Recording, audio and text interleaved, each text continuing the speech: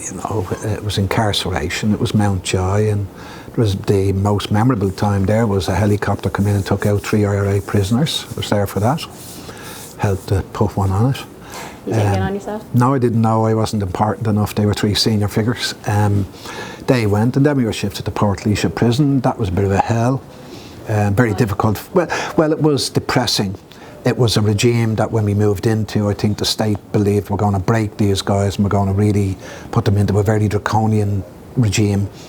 And there was a lot of tension there. And then it was terrible, difficult for your families, our friends to come down and visit. I think it was once a week they used to come down. But look, that was part of the course. I wouldn't have been moaning over it. Did you enroll again?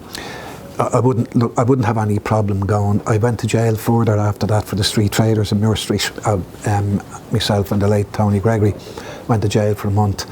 And I wouldn't have a problem again going for a very just cause.